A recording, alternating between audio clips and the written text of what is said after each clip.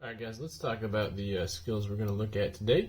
So we got three here, combining like terms, linear equations with distribution, and fractional linear equation.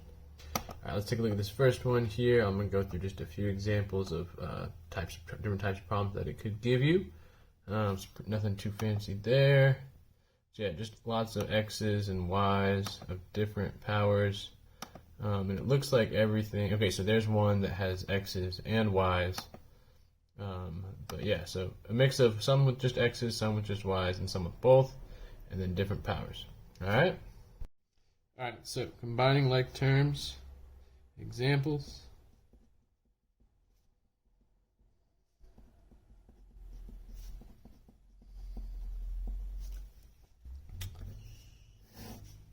So I have here 7 plus 5x squared minus x cubed minus 3 plus 1 minus 4x squared, cubed minus 7x squared. Okay, so I like to start by looking at the highest power first, since that's the one we're going to write with. Our highest power is 3, so I'm going to underline those two to help me look at it. Don't ever be afraid, guys, to add that invisible coefficient when you need it. So here would be an invisible 1. So if I owe 1x cubed and I owe another 4x cubed, I owe a total of 5x cubed. Now again, what makes them like terms, guys, is simply same variable, same exponent. Alright, it's that simple. And then I just combine the two coefficients, -1 and -4, to make -5, and there we go. So next I'm going to look at my x squareds. I have a 5x squared and a -7x squared together. That makes -2x squared. Alright, so there's my two squared terms, and then I'm going to look at my plain old numbers. I got 7 minus 3 would make 4, plus 1 would make 5, so plus 5. Alright, so I combined all the like terms here to just these three. I'm going to check that, and it should be good to go. Alright, and that was correct. So let's just check a couple of things, or write down a couple of things. So first of all, like terms have exact same variables, alright, with the same exponents.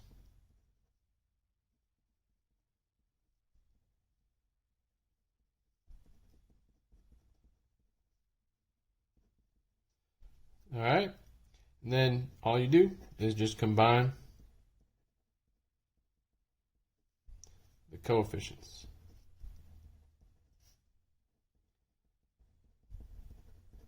Alright, and again, coefficients, guys, just means the number in front of the variable. That's just a fancy word.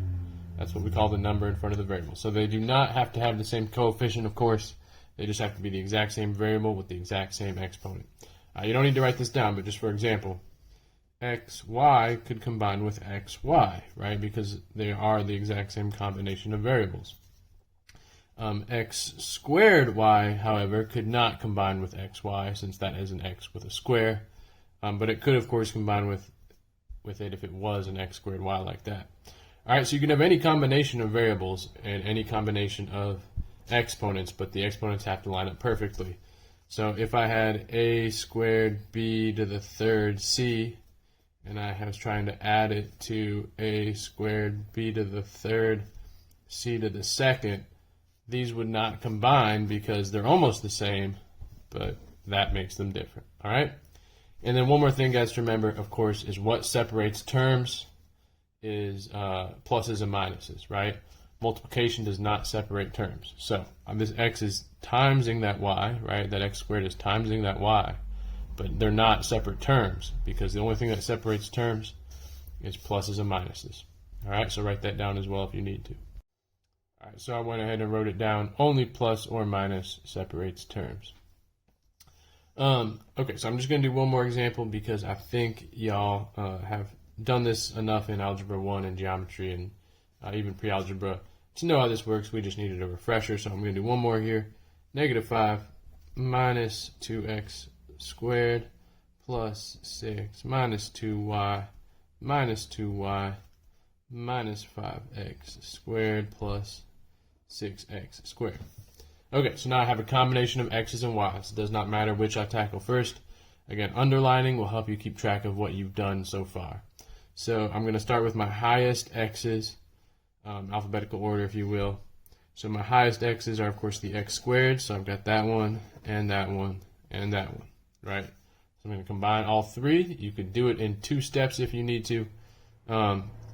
Negative 2, so I owe 2, I owe 5, that's owing 7, but then someone gives me 6, right? So if I owe 7, someone gives me 6, I owe 1x squared. Of course, the 1 would probably be invisible. So those are my x's. Any more x's? No. So now I'm going to look at my y's. I owe 2y. I owe 2 more y. Guys, sometimes I see students see like, oh, it's the same thing twice, and they just kind of cancel each other out. But that would be true if they were on both sides of an equation, but not when we're just combining like terms. If they're on different sides of an equation, you could cancel them out. But this isn't an equation. We're just combining them. So if you owe 2 and you owe 2 more, you owe 4y. All right, and then finally, negative 5 and positive 6. Negative 5 plus 6, of course, is plus 1.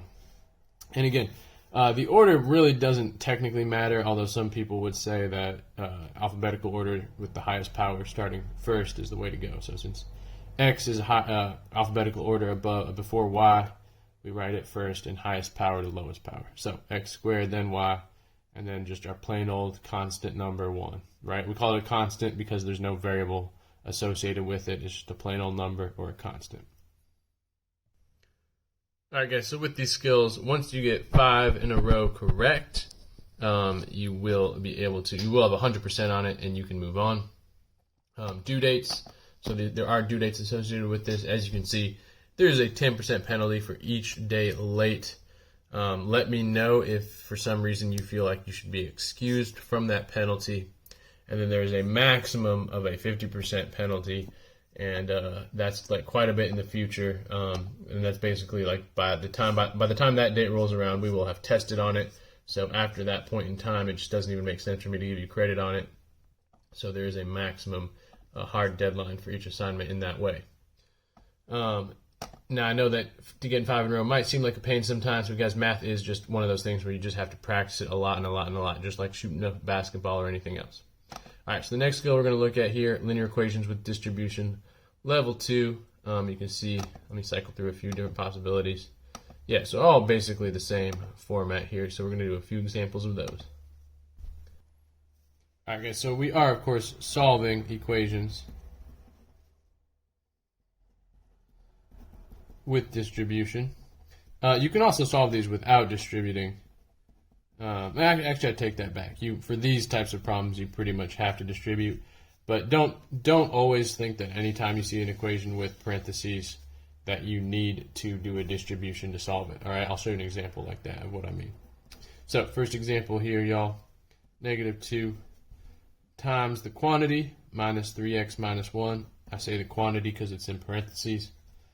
Minus 4x plus 3 outside of parentheses equals 25. All right, guys, so in this case, because we have x's here and x's over here that are outside of parentheses, we will have to distribute that too.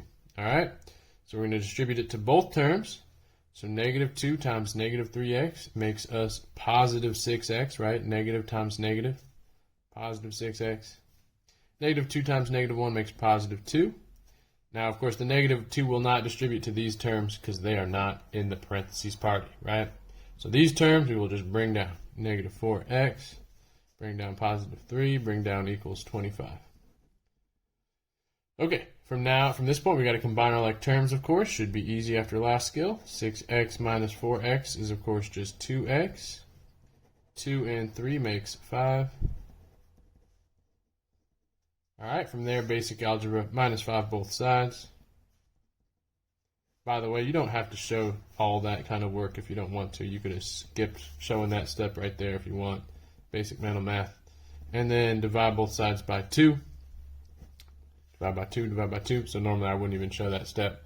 25 divided by 2 is 12.5, right? Or you could leave it as a fraction there as well. 25 divided by 2, either way. Or 12.5. Oh, and of course I made a really silly mistake right here. 25 minus 5 is not 25, of course. 25 minus 5 is 20 last time I checked. And when you divide 20 by 2, you get 10. So that, of course, is the right answer. I make silly mistakes, total brain fart too there sometimes. All right, so our steps there were, of course, just to distribute. So the term in front of the parentheses to everything in parentheses. Combine like terms, I'm going to abbreviate that CLT as we talked about. And then just isolate x, right? I'm just going to write iso x, isolate x. And that, of course, is basic algebra you should know how to do.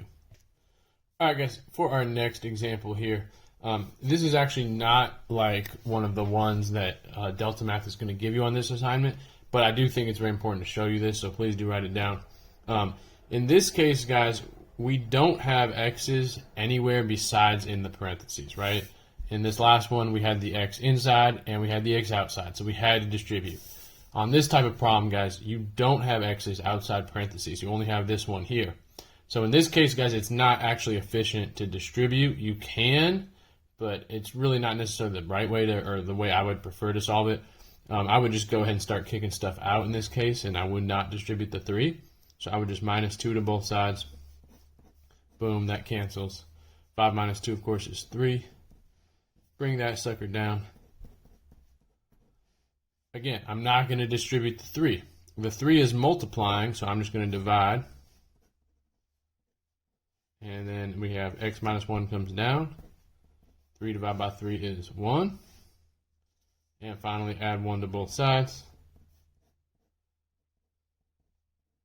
X equals 2. All right? So, again, guys, it wouldn't be wrong to distribute the 3 here, but it really makes more sense. There's no reason to, since we're just solving for this x. So just go ahead and divide it out there.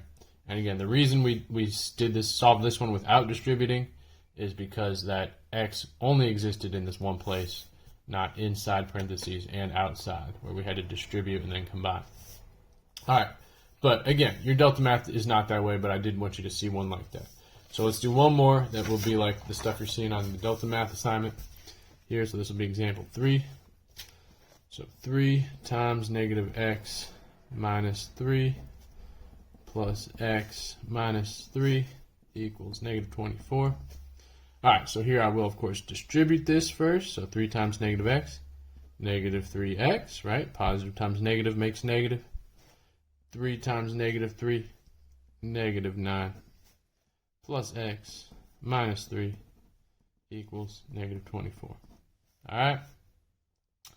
And let's combine our like terms. So negative 3x, positive x. So if you owe 3x and someone gives you 1, you owe 2x. Negative 9, negative 3, owe 9, owe 3, owe 12. Bring down the negative 24. Add 12 to both sides. Boom, boom, boom. Bring down negative 2x. Negative 24 plus 12 is, negative 24 plus 12 is negative 12. Divide by negative 2 both sides. Boom, boom.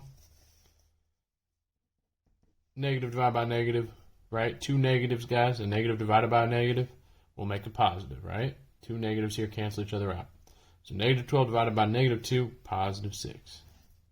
You can plug it back in and check it if it works. All right, and by the way, guys, Delta Math, when you submit your answer, you do not have to write x equals 6 for this type of problem. You just have to write 6. But be careful with that, depending on the type of problem it's giving you.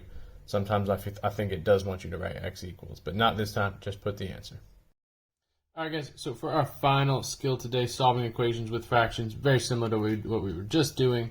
It's just solving basic equations for x again. Just this time there are some fractions thrown in the mix, but it should be very straightforward, very easy. So we got 5 equals 1/3 times the quantity, 5x minus 15. Now, I'm going to show you kind of 2 ways you could solve this type of problem. Again, it's kind of what we just talked about. One way where you first distribute, and one way where you don't, all right? And I'm going to talk about why real quick here. So on this one, I'm not going to distribute first, all right? But actually on the other ones, I will. Now, I prefer to do it where I do not distribute first.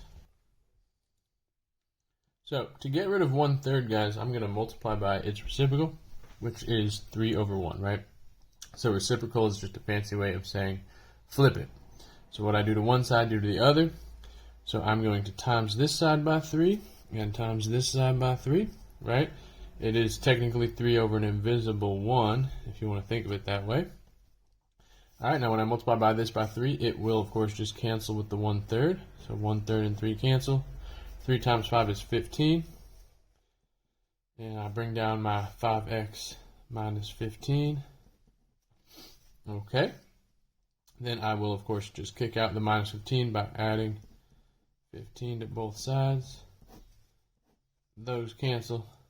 15 and 15 make 30. Bring down the 5x and divide both sides by 5.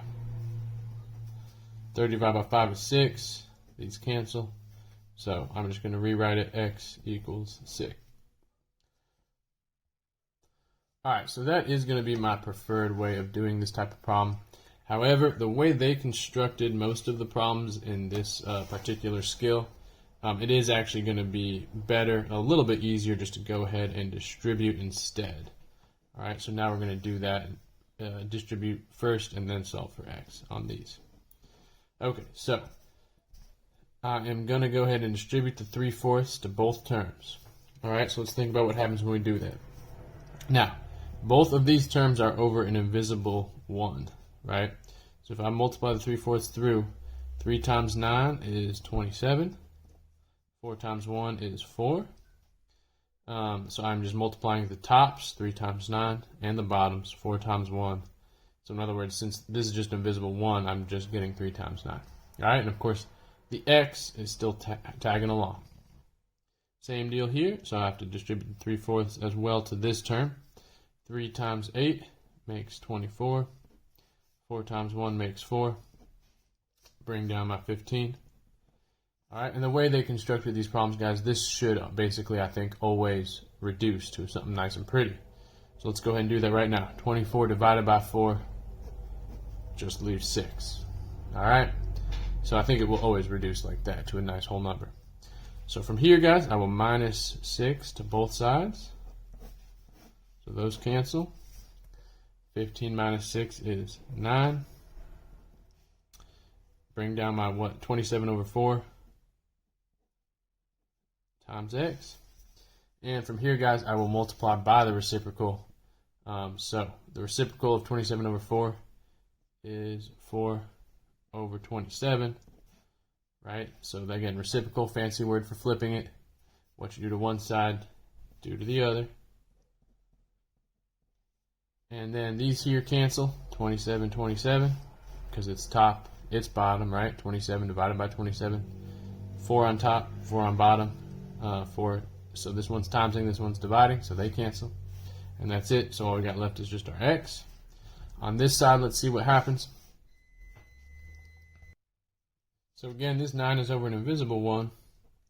So I just multiply the numerators. 4 times 9 is 36. 27 times 1 is 27. Equals x.